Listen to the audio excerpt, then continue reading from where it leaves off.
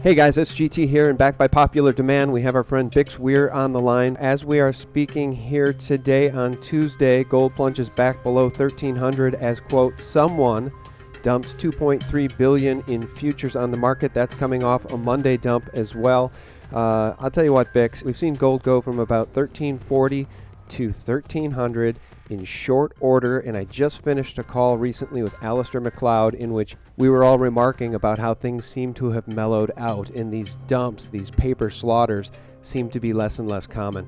What's your take on these paper slaughter games? Well, it's always been under control by the people who control gold and silver. It hasn't gone off the computer programs that rig the market every day. You get lulled into thinking that this is a free market and there's buyers and sellers and people are selling silver and buying silver, and that's what determines the price. But that's not actually what happens. There really is no physical silver market in the world. There's no exchange for silver that is solely a physical sale of metal to someone looking to buy it. The LBMA obviously is not a physical market, although they claim it is. It's not an exchange, it's an association. So they report in on how much silver and gold that they buy and sell, and then that's reported in the silver and gold fix. It's not a real exchange. The COMEX is the futures and options exchange. The amazing thing is there is no real exchange for gold and silver in the world. Every other metal is traded on the LME, but not gold and silver, and there's a reason for that. It's got to do with controlling price. So yeah, it's interesting times, and I'd expect things to continue to be volatile to the up and down side until we get to about mid-August for silver when they end the London fix. Well, and I want to talk to you about the London fix and the end of the silver fix. Potentially the end of the gold fix is in sight as well, although, as I remarked to Alistair, it seems to me that if they're going to give the power of the new fix, which is what they're calling it, the new electronic fix, to the CME and Thomson Reuters... I mean, well, let's talk about that. Let's explore that. But first, I just want to say this about how ridiculous the mainstream Mockingbird media is. USA Today is reporting that gold prices have been hammered on quote-unquote profit-taking. Do you think that they would ever mention the fact that billions of dollars of paper are thrown at it to bring the price down? No, they call it quote-unquote profit-taking. But let's talk about this silver fix. What do you make of this news that the CME and Thomson Reuters are being given charge over the new silver fix? Their words, not mine. It's two criminals taking over a criminal conspiracy. It's like banking criminals giving it to the third-party criminals. The CME runs the COMEX, also known as the CRIMEX. There's nothing legitimate about that institution. Reuters, basically, they bought GMFS, which reports on all the silver data. Well, that data all came from Harry Oppenheimer back in the 1960s, and it got passed down to Aaron Group and then Goldman Sachs and GMFS. It's all basically a third-party setup to take the blame away from those people involved in the market and to say, well, this is our third-party expert. This is the data that they're coming up with, not us. So we're not manipulating the market. This is the third party. Same with the exchange. The exchange tries to present itself as an uninterested party, but they were colluding in this current slam down by raising the margin rates the day of the slam. It just goes round and round. These criminals getting their own way. But I do think there are some big issues coming down, especially in silver, because the end of the London fix, the official London fix, puts all those derivative contracts into limbo. Every single one of the 28, I think there's 28 billion in silver, but that's what's reported. Of course, there's more than that. But all those contracts are based off the London fix. That's what they used as their benchmark, and that's what's used in all silver derivatives. So what happens to those contracts? Is this the get out of jail free card of the paper shorts to say, hey, there is no London fix, so we do have no contract. There's no way to settle up. In your latest email blast, you were noting the fact that American Silver Eagles sales continue to be very, very strong, even with the turmoil behind the scenes in London. You write that the cabal is trying desperately to get something in place that pretends to take the legitimate place of the silver fix, which is what we were just talking about. So let me ask you about silver eagles. Is that your favorite coin to buy? And that's question number one versus, all the silver that's out there and all the different types a person could buy in physical form. Question number two is, who's buying all these American silver eagles, Bix? Well, it's one of my favorite coins. I have two favorite coins to buy. One is the pre-1965 coins. Yeah, although the premiums have gone up, you got to remember that silver eagles are also they're denominated as $1 on the back, and people say, well, that's no big deal. It is a big deal because one, it falls under the counterfeiting laws of the United States, not only the fraud laws, but the counterfeiting laws, which are much stronger than the fraud. So, because it is a U.S. dollar as printed by the U.S. Treasury, not a Federal Reserve note.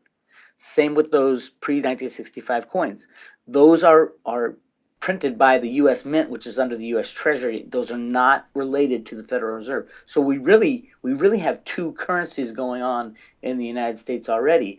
One is the coins that are minted by the U.S. Mint, which is under the U.S. Treasury, and two, we have the Federal Reserve notes. So if the Federal Reserve goes bankrupt, for example, all we'll have left is the obligations of the Treasury. Now, it gets complicated as to how this could all go down, but it has a lot to do with the derivatives and the pending crash. And as Europe starts to wobble, the banks are wobbling now. Will this derivative bomb go off, and will it destroy the banks, which would destroy the Federal Reserve, which would destroy all those fiat dollars out there, and all we'll have left is the U.S. Treasury minted coinage. And you also note that the sale of the Eagles, are on track to top 50 million coins here in 2014. 50 million coins in just silver Eagles form, 50 million ounces in just the form of silver Eagles is significant, Bix, when we know there's only 6, 7, maybe 800 million ounces of physical silver mined out of planet Earth annually. That's a lot of silver Eagles, and when so few people are awake, again, I wonder who's buying them. Is it guys like you and me? Is it this small silver community? Or are the elites clued into what's going on and they're also acquiring physical as fast as they can, just like the Chinese are acquiring bullion as fast as they can? It's a little more intricate than that because of the 800 million ounces mined, the majority of that, say 600 million of those, go directly into use in electronics and are Right. basically consumed. Where you have so that leaves you with a couple 100 million every year globally, and that a fourth of that is going into silver eagles solely. And let me piggyback on that just to give people perspective too, because I'm a big fan of the Perth Mint kookaburras and the koalas and anything coming out of the Perth Mint. I also will buy some Canadian silver maples and things of that nature. But just so people understand how significant that 50 million silver eagles number is, and just how small the market is that Bix is referring to in terms of investable silver, the Perth Mint typically will cap their mintage of new kookaburras at 1 million ounces annually. They used to cap it at 300,000, but now there's such interest in collecting silver in physical form, they've upped the mintage, Bix. So the worldwide, the most of the silver that's acquirable from investors for investors is in the form of U.S. silver eagles and to a smaller extent Canadian silver maples. Well, yeah, you got to go back to the origin of the U.S. silver eagle. It was passed into law in 1987. It was actually Barney Frank who was the sponsor of the bill, and what it did was basically it put silver back into circulation in some kind of form. Since the 60s when we were taking off the silver standard as far as coin, and it was a huge thing. And the most exciting thing about that bill in 1987 was that there was a gold eagle and a silver eagle that were created in that with that bill. The gold eagle could only source gold from U.S. mines. Now there's a lot of conspiracy about why is that. Well, there's all these secret gold treaties around the world and things like that. But there was also a stipulation that on the silver eagle front, the U.S. Mint had to produce silver eagles in the quantity demanded by the public. It doesn't matter how many they demand, they are required by law to produce them. And for a long time they did. until it got really hot and heavy in the last 5 or 6 years, and silver eagles are flying off the shelf. Then they changed the law so that the U.S. Treasury Secretary had the right to pause or stop production or limit production, which is what Jack Lew has been doing ever since he took office. So it is complicated, but I believe that the U.S., people within the U.S., created that law with kind of an open end, such that at some point down the line they could take out these bankers just by solely buying U.S. silver eagles. And I do believe there are a lot of what I call good guys out there who are buying eagles at a strong, steady pace. There's rumors that J.P. Morgan's out there buying a lot of physical silver eagles, shorting the derivatives and going long the metal. So, nobody really knows other than people within the Treasury and within the U.S. Mint, and they're surely not going to tell us. Yeah, and before we go on to my final question, this is just a quick update with Bix here in the middle of the day after this major paper slam in the gold market. But before we move on to my final question, can you remind people who is Jack Lew and who did he replace? When we talk about this criminal cabal, that's really not hyperbole. Can you remind people who's Jack Lew, Bix? Well, Jack Lew's the current Treasury Secretary for the United States. He's one of the market riggers. Basically every Treasury Secretary who's been in there has been one of the market riggers for the long-term manipulation of gold and silver, and they do it using computers and derivatives using the bullion banks and out of the New York Fed and out of the basement of the Treasury where they do all their trading. So, he's just another one of the leaders of the market rigging cabal, officially for the U.S. government. Right, and he replaced Timothy Geithner, correct? Yeah, and Tim Geithner was the head of the New York Fed. He's he's knee deep in with the bad guys, and it all comes back to controlling the system such that they can have an unbacked fiat system. Because without control over gold and silver, you cannot run an unbacked system. So Tim Geithner was running the computers out of the Fed New York when he ran that, and then he did it out of the Treasury. He actually invented the strong dollar policy along with Robert Rubin. Rubin was the Treasury Secretary at the time, and Geithner was the head of the New York Fed. They said, "Oh, we'll have a strong dollar policy," which is basically to talk up the dollar and to rig the gold and silver markets down. So knee deep in the cabal, and will it ever end? I do think so. I think this end of the London fix is part of the end game. So between now and the end of the year, I do think we'll start to see a more freely traded gold and silver market. Okay, Bix, I mentioned I had one more question. Let's make it two, but I'll start here with what was going to be my last question. We've been writing a lot about Nicholas Larkin from Bloomberg, who has written recently, more than once, on at least two occasions that I've seen and reported on an SGT report. He's written about what he calls the $5 trillion silver market. He actually gets that figure from Jeffrey Christian's CPM group, which openly admits that in 2013, at least $5 trillion in paper silver changed hands worldwide. That's 250 times the annual amount of physical coming out of the ground in terms of real world value, Bix. I've been talking about this a lot because I think it's significant and it speaks to the paper Ponzi. Right? We know there's a worldwide paper Ponzi in derivatives. We know there's a paper Ponzi in gold. We know there's a paper Ponzi in paper silver. According to CPM Group and as reported by Bloomberg, it's a $5 trillion annual market. There are shills out there on YouTube. We still see these idiots making videos calling those of us that want to address these issues. They're calling us the shills. They're calling us the liars.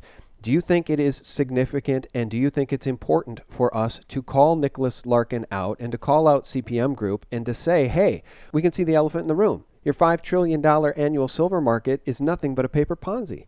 Well, you're on the right track. Where they get that $5 trillion number, I have no idea. If you look at the COMEX, what it could be what they're talking about is all the physical and paper silver and electronic silver ever traded ever in the history of the world.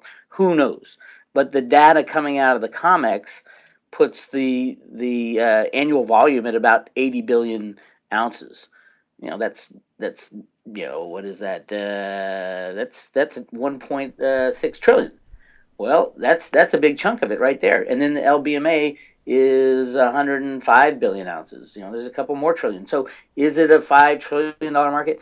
Yeah, it could be. But the reality is, how much of that is paper or electronic trades, and how much of that is the real physical metal? Remember, there are no exchanges for physical silver. You can trade in on the COMEX. You can cash in some of your futures contracts for the physical metal supposedly, but other than that, where do you go? There's no such thing as a London Bullion Exchange. It's a London Bullion Association where bankers trade back and forth with each other, and it has nothing to do with going in there with a bid and having a real exchange. So yeah, that $5 trillion number is, it's completely off the wall, and from my calculation, it's about 300 times the amount of physical metal even available, not even necessary for trade, but even available for trade. 300 times that is done in electronic and paper, and that's why it's so huge that this London fix is going away, because all of those paper contracts, or a majority of them, in the contract is written that the price of metal on a certain date will be settled up based on the London fix. And if that London fix goes away, what does that do to all that contract? All the electronic and paper derivatives of silver. There's going to be lawsuits. There's going to be, most likely the bad guys, the banksters, will say these all just go away. It's an act of God, because there is no such thing as London fix anymore. So all these contracts are null and void. And hey, let's move on now that we have an electronic fix, that's given to us by the CME and Reuters. So ultimately, all these electronic and paper contracts will go away in the end, and it'll be an ugly end. It'll be a messy end, but it will end. And somewhere, someone will start up a real silver market where people with physical silver can go and trade and sell physical silver for real, whatever we use as money at that point. But we're not there yet, and we haven't been there in years. Now, I want to say something, though, really important. As you're speaking, I'm really toying with this 5 trillion number. I'm going to circle back to it, and I want to make a point. Bix, the bad guys can't have it both ways. The guys on Wall Street who call the silver market puny and uninvestable because it's so small, they can't have it both ways. Because, guys, you have to imagine how important the silver market is to the worldwide economic Ponzi. It must be important if there's $5 trillion in transactions taking place in the silver market annually. Because if you take a look at that number, $5 trillion, it's hugely significant. The gross domestic product of the entire United States of America in 2012 was 15.6 trillion. The entire GDP of our nation. And these guys are telling you that the silver market is puny and insignificant while they're having $5 trillion in transactions in the silver market in 2013. There's something going on here that's significant. And the shills can hit us all day long for talking about Nicholas Larkin and CPM Group calling it a $5 trillion silver market. But to me, it paints the picture of just how significant physical silver is, how precious it truly is in physical form. To call it a precious metal at this point, Bix, is almost a misnomer. It's a precious, precious metal because it is truly so rare. I don't know anybody in my neighborhood who owns it aside from some jewelry maybe. There's nobody in my neighborhood, there's nobody in my sphere of influence aside from me and maybe one other friend who I've met in this area from my channel, my YouTube channel, who owns any physical silver. Most people don't own any. They will be clamoring to get their hands on it very soon, and that's when it kind of all falls apart. It's been controlled, it's been rigged for a long, long time. As long as it was in the the U.S.'s advantage to control the gold and silver prices, we were going to do it. It was the Treasury Secretary back in the early 70s that said, "Hey, it might be our currency, but it's your problem." Now, we knew all along that we could walk away from the fiat money system. The United States has known that, and as a matter of fact, that is what we're doing. That is what we're doing on every level, trying our best to destroy the value of the dollar, because in the end, the country that wins when the dollar gets destroyed is the country with the largest debt, and we have the largest debt by far out of any nation in the world. So we would win if this whole fiat money system collapses. We'll win. We could go back to a gold and silver standard. no one would trade with us, but hey, we need the jobs here. It all kind of works out the way, and this is what I talk about all the time on the road to Ruta. This was the plan of the Federal Reserve Bank of Boston from back in the early 60s and 70s when this whole computer market rigging thing started. It was to run this system as long as possible, gain as much advantage as possible with the power of the dollar, and then when it all gets too much to handle, crash the system and start fresh back with a physical gold and silver standard. Well, our guest has been Bix Weir. He runs the website roadtoruta.com. Bix, we always appreciate your perspective, and we brought you back on here because of the golden paper slam that we've seen over the past couple of trading sessions, and by popular request in the comments section. People had been asking to get your perspective on the silver fix. Bix, remind people how they can reach you on your own website there, will you? I can be reached at roadtoruta.com. There's a free section and an email list that you can get on. And then there's a paid subscriber section that goes more into depth. And I would want to just throw out one point, because I deal in both the actual number side and as well as the conspiracy side. And there is talk. There is talk on the conspiracy side that the word has gone down to get yourself into position in silver and gold for the run-up. So this might be the very end of the slams for a long time. So if you're not ready right now with physical in your possession, you better do it as fast as possible. Hey, last question, actually. The America's Book of Secrets interview that you did that was not broadcast. Of course, we did a video on that subject specifically, and we let everybody know the truth that History Channel was too afraid to broadcast. Any news on that? Is that ever going to air? I know the producer that I was dealing with got fired right before my segment was pulled. I have contacted a couple other guys I know there, and they said no, we didn't air it because there wasn't enough visual effects. Well, they computer visualize everything that they don't have visual effects for, so I didn't buy that answer. They won't give me a copy of it. Because they say it's our intellectual property, and I could argue that fact, but I signed a waiver saying they can use it. I think at some point when this starts falling apart, they will air that segment. But at that point, it's like everything the History Channel does on that subject. Those are all the known conspiracies. When this becomes a known conspiracy that all the stocks and bonds and certificates are either fraudulent or non-existent, then they'll be able to air that segment. But until then, they can't break conspiracies. All they can do is talk about ones that have been known for a few years. So it'll come out one day, but it's kind of disheartening that they held it back and aren't telling people the truth today. Yeah. Well, as our friend Dave Kranzler from Investment Research Dynamics says, Bix, he fears the American people won't wake up until their dollar crashes, and that appears to be quite true. Bix, thanks again for your time. We really appreciate it. Guys, please check out Bix's work over at roadtoruta.com. Thanks, Bix. Thank you, Sean. And guys, thanks so much for tuning in. We do appreciate it. Visit us at sgtreport.com for real news 24/7. Thanks for listening. Bye.